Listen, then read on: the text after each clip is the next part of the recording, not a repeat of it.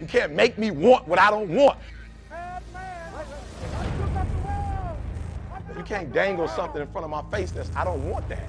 And many of you are taking anything because you don't know what you want. And so if I can do one thing for you when you leave this room, I don't want nothing from you but for you to leave this room and know what you want. What do you want in your marriage? What do you want with your son and your daughter? What do you want in your health? What do you want financially? Like, how much money do you want to make a year? What do you want to drive? How do you want to live? Stop just waking up like an accident. What do you want? And then once you find out what you want, spend the rest of your natural life waking up and going after it. The reason why I speak with so much passion, E.T., why do you speak with so much authority? Because I'm talking about my life, not something that I read. I ate out of trash cans. I had no business eating out of trash cans. I lived in abandoned buildings. I had no business living in abandoned buildings. But E.T., your daddy wasn't in your life. Your mom was a teenage mother. You grew up, come on, look at your circle. That's not an excuse. There is no excuse for not living up to your fullest potential. No excuse. I told you, I didn't get a new daddy. I didn't get a new mama. What changed? I changed. And I stopped being a victim. I stopped saying, I've got to wait for good things to happen to me. And I said, I'm going to grind. I'm going to fight. I'm going to work. I'm going to press toward. I'm going to learn. I'm going to do everything in my power. Every single day, I'm going to do everything in my power to become a victor and not a victim. Now, let me say this before I move forward, and I can't explain it, but you better feel me. Winners win and losers lose. I can't explain it any better than that. I don't know how it happens, but winners win. And if you create a culture of losing, if you keep being a victim, if you keep letting losing happen to you, if you keep letting people do you and treat you any kind of way, it's going to become a culture. Let me tell y'all, I'm not from New Zealand, guys. Come on, listen to me very closely. I'm not from New Zealand, but I know about, let me say it this way so I can help you. I know about what team. I've never seen All Blacks play a day in my life. I've never been to the stadium. Where's the stadium? Help me out. Where's the stadium? Okay, I'm going. See what I did? I've never been to the stadium. You're like, Eric, the stadium? That's Hobbit that way, Eric. That's not the stadium. The stadium is this way. I've never been there a day in my life. And if you watch some of my videos, I have All Blacks in my videos. Why? Because they're what? They're winners. And when you're a winner, you don't even stay in your own little town. When you're a winner, winning spreads. So everybody, I got videos where I'm like, y'all, I don't really know how to show my passion. Somebody said, get the All Blacks. I'm like, yep, that's what I need, All Blacks.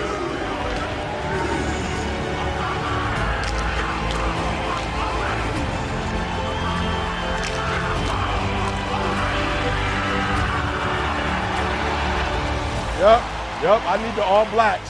I need the why? Because they say what I'm saying. They just said it in rugby. I don't know. I'm like, ooh, that's a violent sport. Their passion is all over there. Why? Because winners win.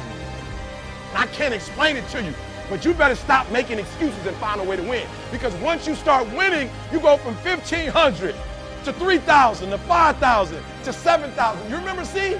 From 7 to 10. Nothing changed. We're still in the basement. We don't have a building.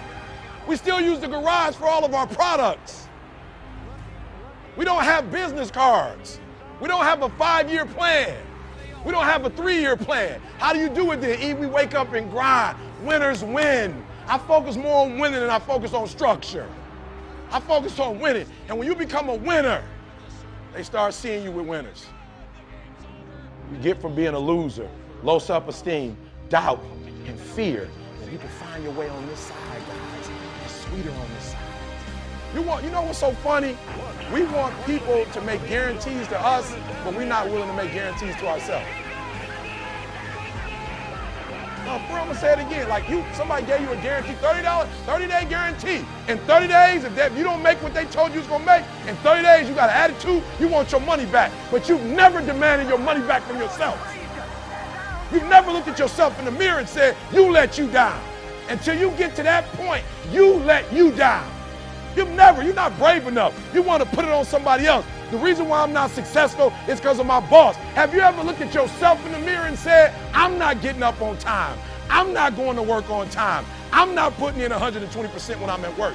I let me down. And when you get to the point where you can say you let you down, I don't care. Listen to me, no disrespect. I don't care about Glenn. That's not why I do what I do. And I love Glenn. I don't come here and do what I do so Glenn can affirm me, so he can give me a pat on my back. I care more about me than I care about what Glenn thinks about me. I have standards. I have values. I don't care how much you pay me. If I speak at an elementary school for $300, I chose to do that for $300. If I chose to speak at a prison for free, I chose to do that. And I will not go in there giving those prisoners less than when somebody pays me $100,000. Why? Because I value myself enough to give 120% or don't do it. And that's the problem with some of you. You always want to blame other people. You always want to hold other people to the fire, but you're not holding yourself to the fire. You just said you're giving 50%. You owe you an explanation. You owe you an explanation. You need to look at yourself in the mirror and say, why are you only giving 50%? What's wrong with you? You need to put yourself on punishment. You need to tell you no more TV, no more snacks, no more desserts, no, we working out now. No more alcohol, not right now. No, I can't handle it right now. You need to tell you that you owe you something. Stop going back to, you keep going to the mall with the receipt. This is what y'all said it was. Glenn, you didn't do what you said you was gonna do. Well, you didn't do what you were supposed to do, so how am I gonna do what I'm supposed to do for you? You walk out of this room, you owe yourself. I didn't get here making excuses. So what my father wasn't in my life? The truth of the matter is, he ain't never come into my life. So what, I'm gonna wait for the rest of my life for my man to come? He ain't coming. I live in America. I'm an African-American male. They don't treat us the same. It's something called racism. I ain't gonna cry about it. It's probably gonna be racism to the day I die, but I'm not gonna cry about it. I'm still gonna be a millionaire. I'm still gonna be one of the top motivational speakers in the world.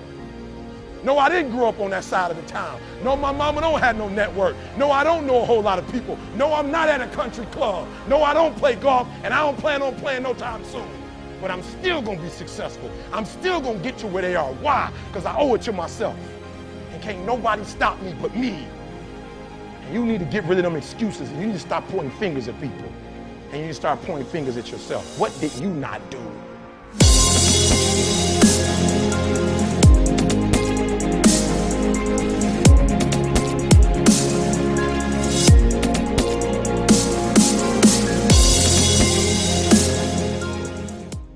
There are winners, there are losers, and there are people who have not discovered how to win. And all they need is some coaching. All they need is some help and assistance, just a little support. All they need is some insight or a different strategy, a plan of action to make some adjustments that will open up the key to a whole new future for them. Now, here's a really interesting point. I talk a lot about your instincts and inner wisdom. And we can get into this a little bit later, but a lot of us talk about the fact that you have a gut feeling. But what all this research that I've done for the book and all the speaking that I do, what I've discovered that's fascinating is actually when you set goals, when you have an intention on something that you want to change about your life, your brain helps you. What it does is it opens up a checklist, and then your brain goes to work trying to remind you of that intention that you set. And it's really important to develop the skill, and I say that word purposefully, the skill of knowing how to hear that inner wisdom and that intention kicking in and leaning into it. Now, so I want you to think about your ideas. All of us have ideas and things that we have not acted on. I want you to just think about them right now. E.L. Simpson said that an idea should be like a pen. You know, that a pen that you sit on and you jump up right away to do something with it. So I don't want you to just think about it. I want, when you leave here, I want you to jump and do something with it, all right? Now, so think about this idea. What does it take to be in charge of your destiny? Well, you got to begin to develop some skills, and you got to ask yourself a question. What do you have going for you? What is it that you have going for you right now that's a real plus for you? What is it that you have going against you? What kind of training do you require? What is it that you need to learn? See, you make money only one of three ways in an economy of this nature. You have to have a skill, like I've developed a skill to become a speaker, or have some specialized knowledge, or have a particular product or service that you can provide for the public. John H. Johnson of Ebony Magazine said something very important. He says, there is no defense against an excellence that meets a pressing public need. So any idea that you have, it must fulfill a need for somebody. Once you think about it. Now here's the next step. Don't worry about the fact that you don't have all the things you need in order to make it happen. Decide that you're going to do something about it. Become an active force in your life. See, you've got some talents and abilities right now you have that if you don't challenge yourself to use those talents and abilities, you'll never ever discover the full effect that they can have on achieving all the things that you want to achieve. For the little things and live in life, go through life never using the power they have. You have enormous power to begin to create all the things that you want in your life experience that most people go through life never using. I travel a lot speaking around the country, and I was out of Detroit for around 2 months. I came back to the airport, went in the parking lot, put my key in the ignition, turned the key. Can anybody tell me what happened? Now, can you tell me why the car did not get started? The battery was dead. Why was it dead? I had not been using it. Ladies and gentlemen, if you don't use your talents, if you don't use this power, this force that you have within you, you're going to lose it. If you have the ability to write, and if you don't write, you're going to lose the ability to write as well as you do right now. If you have the ability to play an instrument, the world's greatest said that if I miss a week of practice, I know it. And if I miss 2 weeks, the critics know it. And if I miss 3 weeks, my audience knows it. If you have the ability to draw well, and if you don't use that talent eventually, you're going to lose it. If I don't speak often, and at one point in my life, I missed speaking for around 6 months.